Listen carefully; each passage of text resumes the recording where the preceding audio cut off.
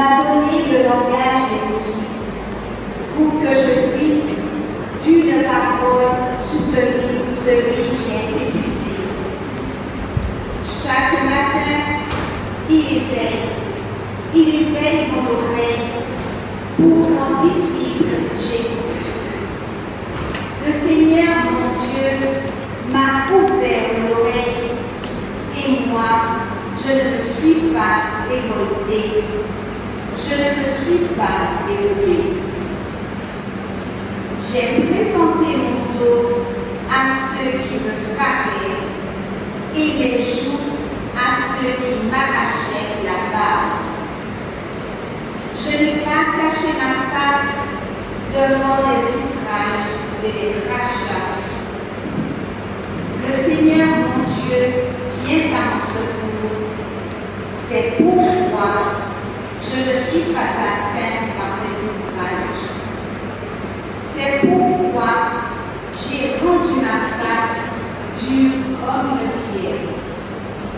Je sais que je ne serai pas profonde. Parole du Seigneur.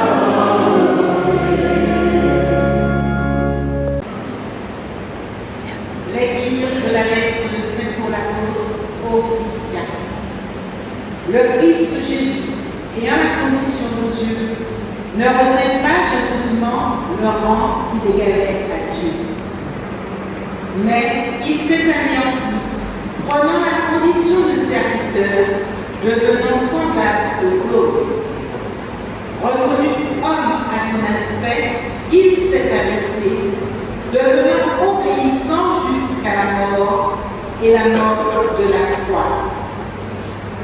C'est pourquoi Dieu l'a exalté, il l'a doté du nom qui est au-dessus de tout nom, afin qu'au nom de Jésus, tout genou fléchisse au ciel, sur terre et aux enfers, et que toute langue proclame Jésus-Christ est Seigneur, à la gloire de Dieu le Père. Parole du Seigneur.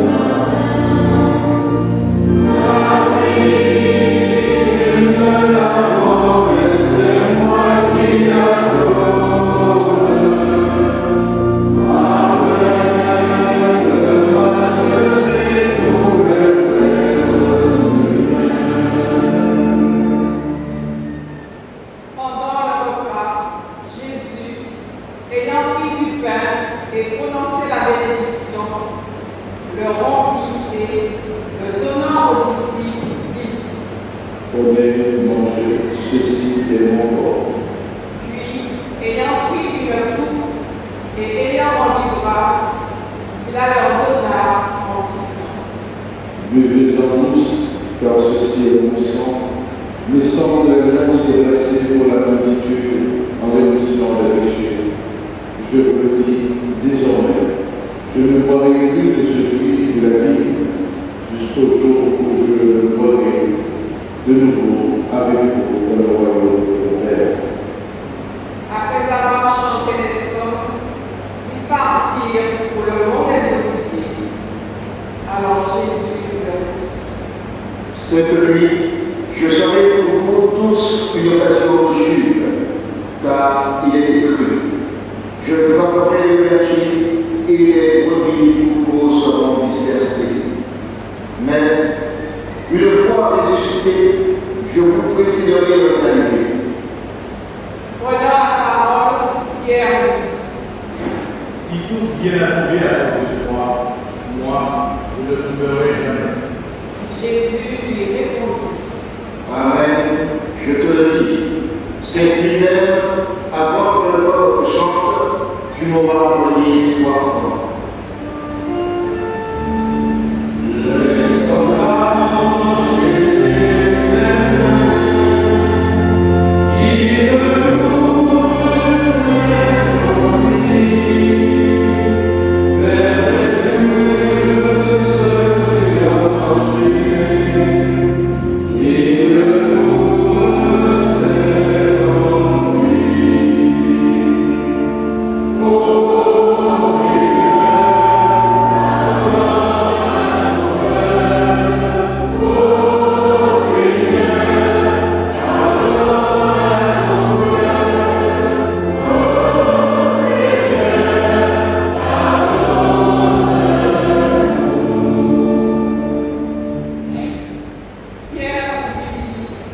Même si je dois mourir avec toi, je ne te renierai pas. Et tous les disciples dirent de même. Alors Jésus parvient avec eux à un domaine appelé Gethsémani et leur dit: Asseyez-vous ici, pendant que je vais là-bas pour prier. Ils emmenèrent Pierre ainsi que Jacques et Jean, les 2 fils de Zébédée, et il commença à ressentir tristesse et angoisse. Il leur dit alors: Mon âme est triste à mourir. Restez ici et veillez avec moi. Allant un peu plus loin, il tomba face contre terre en priant, et il disait: Mon Père, s'il est possible que ce coup passe loin de moi, cependant, Non pas comme moi je veux, mais comme toi tu veux. Puis il revient vers ses disciples et les trouve endormis. Il dit à Pierre: ainsi, vous n'avez pas eu la force de veiller seulement 1 heure avec moi. Veillez et priez pour ne pas entrer en tentation. L'esprit est ardent, mais la chair est faible. De nouveau, il s'éloigna et pria pour la 2e fois. Il disait: Mon Père, si cette coupe ne peut passer sans que je la boive, que ta volonté soit faite. Revenu près des disciples, de nouveau, il les trouva endormis, car leurs yeux étaient lourds de sommeil. Les laissant, de nouveau, il s'éloigna et pria pour la 3e fois en répétant les mêmes paroles. Alors il revient vers les disciples et leur dit: Désormais, vous pouvez dormir et vous reposer. Voici qu'elle est proche, l'heure où le Fils de l'homme est livré aux mains des pécheurs. Levez-vous, alors, voici qu'il est proche, celui qui me livre.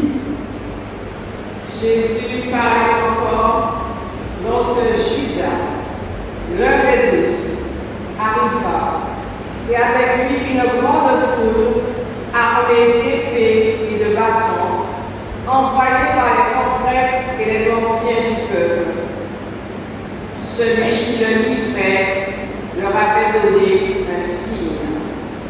Celui que j'embrasserai, c'est lui. Arrive. Aussitôt, s'approchant de Jésus, il lui dit: Salut, et il l'embrassa. Jésus lui dit: Mon ami, ce que tu es venu faire, fais.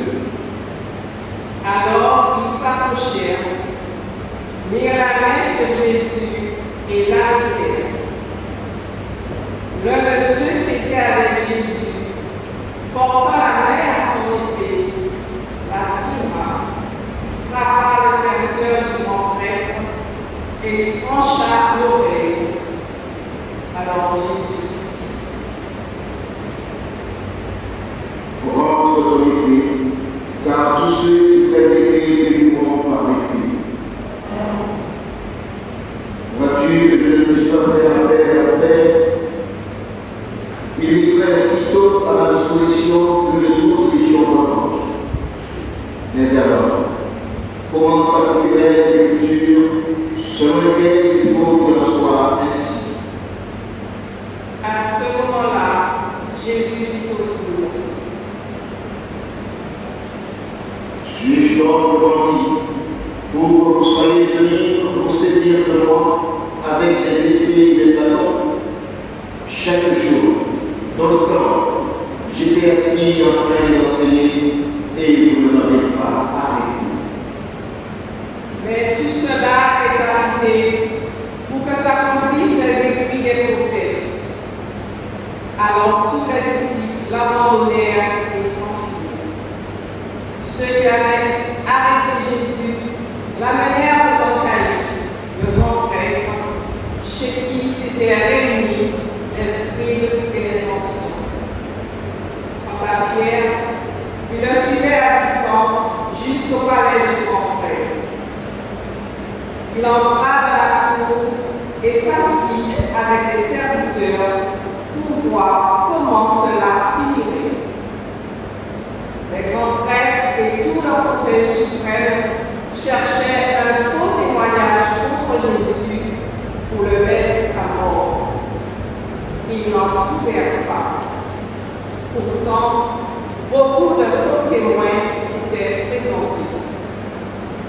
Finalement, il s'en présenta 2, déclarèrent: Celui-là a dit: je peux détruire le sanctuaire de Dieu et en 3 jours le rebâtir. Alors le grand prêtre se leva et lui dit: Tu ne réponds rien. Que dis-tu des témoignages qui portent contre toi?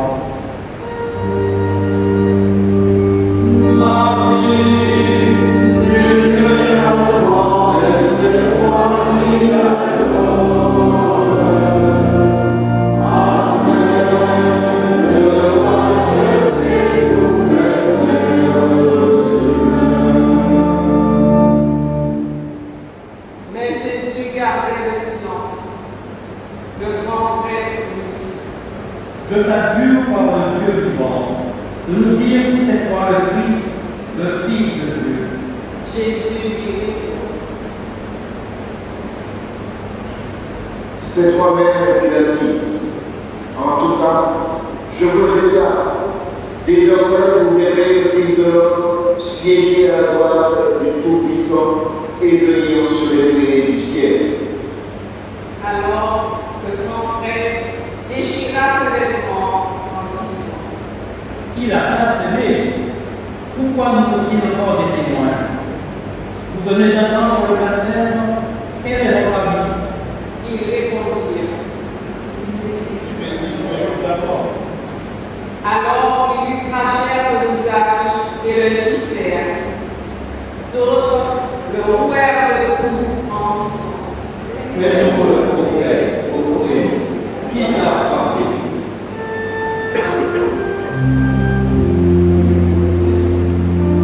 Dieu comptait sur un soutien d'amis.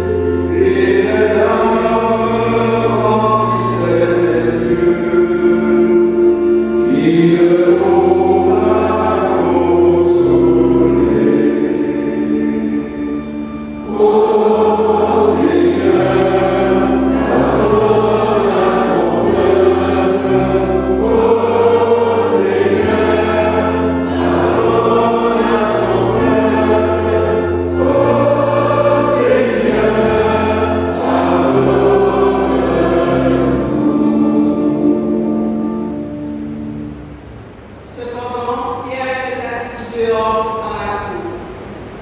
Une jeune servante s'approcha de lui et dit: Toi aussi, tu étais avec Jésus le Galiléen. Mais il le nia devant tout le monde et dit: Je ne sais pas de quoi tu parles. Une autre servante le vit sortir en direction du portail et elle dit à ceux qui étaient là: Celui-ci était avec Jésus le Nazaréen. De nouveau, Pierre le nia en faisant ce serment. Je ne connais pas cet homme. Peu après, ceux qui se tenaient là s'approchèrent et dirent à Pierre: Sûrement toi aussi, tu es l'un d'entre eux. D'ailleurs, ta façon de parler te trahit. Alors il se mit à protester violemment et à jurer. Je ne connais pas cet homme. Et aussitôt, un coq chanta. Alors Pierre se souvint de la parole que Jésus lui avait dite: Avant que le coq chante, tu m'auras renié 3 fois. Il sortit et, dehors, pleura amèrement. Le matin est venu, tous les grands prêtres et les anciens du peuple tinrent conseil contre Jésus pour le faire mettre à mort. Après l'avoir ligoté, ils l'emmenèrent et le livrèrent à Pilate, le gouverneur. Alors, en voyant que Jésus était condamné, Judas, l'avait livré, fut pris de remords. Il rendit les 30 pièces d'argent aux grands prêtres et aux anciens. Il leur dit: Ah, j'ai péché en vivant à la mort innocente. Il répliquait: Que nous importe de la regarde. Jetant alors les pièces d'argent dans le temple, il se retira et alla se tendre. Les grands prêtres ramassèrent l'argent et dirent: Il n'est pas permis de le verser dans le trésor, puisque c'est le prix du sang. Après avoir donné conseil, ils achetèrent avec cet homme le champ du potier où y enterraient les étrangers. Voilà pourquoi ce champ est appelé jusqu'à ce jour le champ du sang. Alors, tout accomplit la parole prononcée par le prophète Jérémie.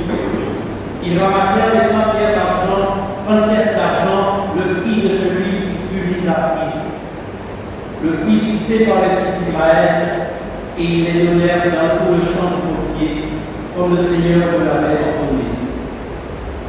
On fit comparaître Jésus devant Pilate, le gouverneur, l'interrogeant. Es-tu le roi des Juifs? Jésus déclara. C'est toi-même qui le dis. Mais tandis que les grands prêtres et les anciens l'accusaient, il ne répondit rien. Alors Pilate dit: Tu n'entends pas tous les témoignages portés contre toi? Mais Jésus ne lui répondit plus un mot, si bien que le gouverneur fut très étonné.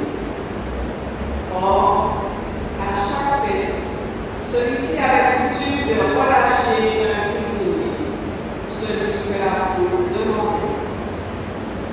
Il y avait alors un prisonnier bien connu, nommé Barabbas. Les foules s'étant donc rassemblées, Pilate leur dit: Qui voulez-vous que je vous relâche?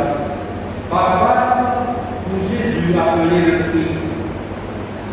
Il savait en effet que c'était par jalousie qu'on avait livré Jésus. Tandis qu'il siégeait au tribunal, sa femme lui fit dire: Ne tenez pas de la fête de ce juste, car car aujourd'hui j'ai beaucoup souffert en songe à cause de lui. Les grands prêtres et les anciens poussèrent les foules à réclamer Barabbas et à faire périr Jésus. Le gouverneur, Lequel des deux voulez-vous que je vous lâche? il répondit. Barabbas. Pilate lui dit. Que ferait-on de Jésus appelé le Christ? Il répondit tous. Qu'il soit crucifié. Pilate demanda. Quel mal a-t-il donc fait? Ils crièrent encore plus fort. Qu'il soit crucifié. Pilate, voyant que ces efforts ne servaient à rien, sinon à augmenter le tumulte, prit de l'eau et se lava les mains devant la foule, en disant. Je suis innocent du sang de cet homme. Cela, regarde. Tout le peuple répondit. Son sang, qu'il soit sur nous et sur nos enfants. Alors, il leur relâcha Barabbas.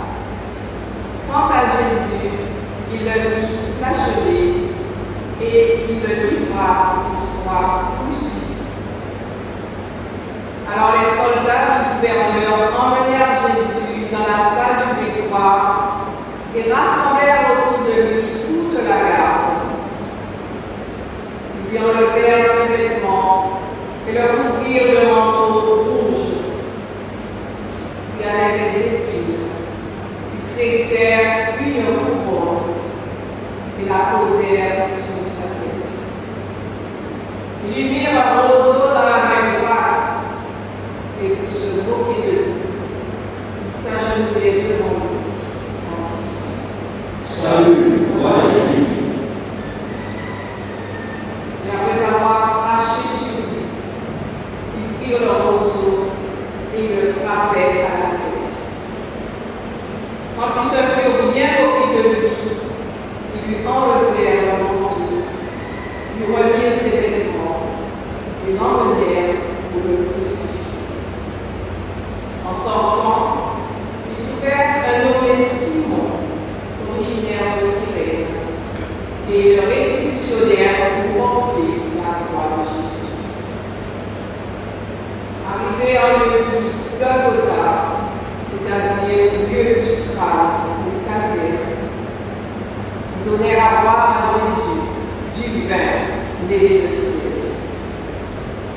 Il en goûta, mais ne voulut pas boire. Après l'avoir crucifié, ils se partagèrent ses vêtements en tirant au sort. Et il restait là, assis à la garde. Au-dessus de sa tête, ils placèrent une inscription indiquant le motif de sa condamnation. Celui-ci est Jésus, le roi des Juifs. Alors on crucifia avec lui deux bandes, l'une à droite et l'autre à gauche. Les passants l'injuriaient en hochant la tête et disaient. Puis le sanctuaire, et le roi sort par la campagne, si tu es fils de Dieu, descends de la croix.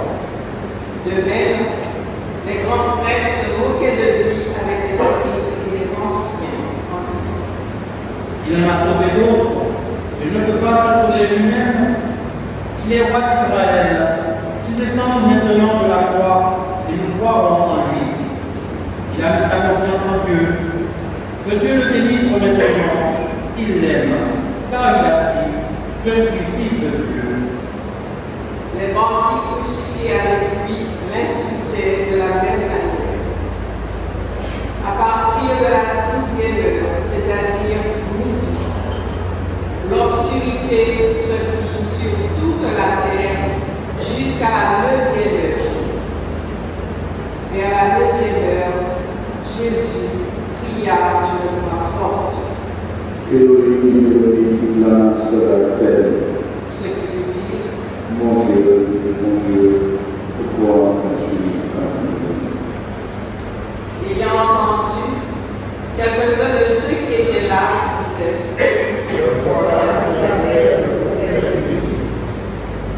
Aussitôt, l'un d'eux courut prendre une éponge qui tremba dans une boisson vinaigrée. Il la mit au bout d'un roseau et il donnait à boire. Les autres disaient: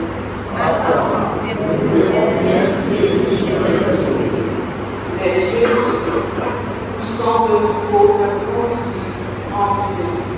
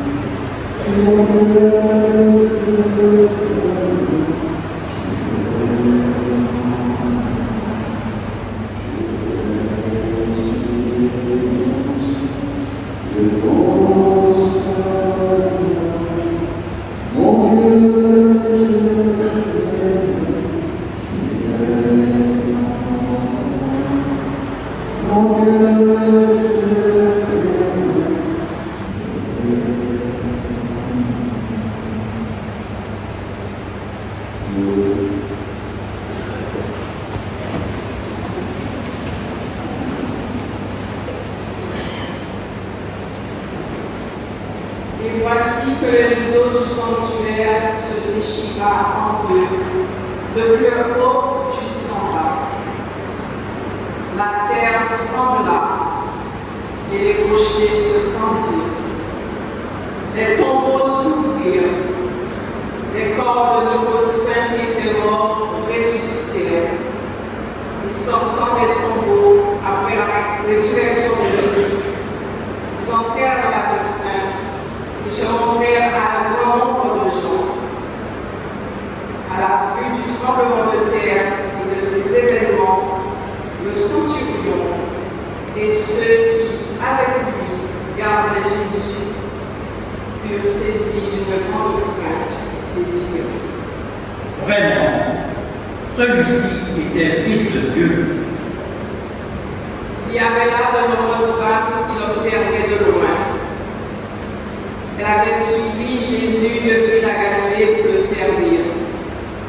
Parmi elles se trouvaient Marie-Madeleine, Marie, mère de Jacques et de Joseph, et la mère des fils de Zébédée.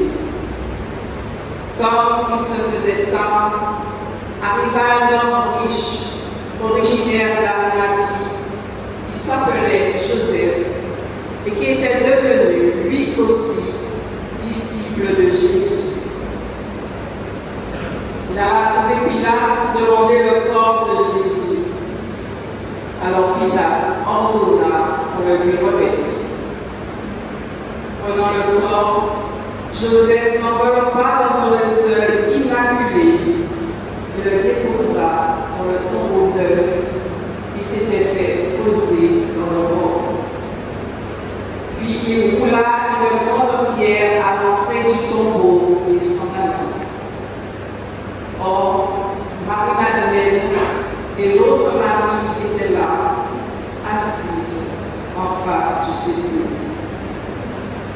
Le lendemain, après le jour de la préparation, les grands prêtres et les pharisiens s'assemblèrent chez Pilate en disant: Seigneur, nous nous sommes rappelés que cet porteur a dit de son vivant: 3 jours après, je ressusciterai. Alors, donne l'ordre que le sépulcre soit surveillé jusqu'au 3e jour, de peur que ses disciples ne viennent voler le corps et ne disent au peuple: il est ressuscité d'entre les morts. Cette dernière posture serait pire que la première. Pilate leur déclare: Vous avez une garde, allez, organisez la surveillance comme vous l'en parlez. Ils partirent donc et assurèrent la surveillance du sépulcre en mettant les scellés sur la pierre et en nous plaçant la garde. Pour les cieux,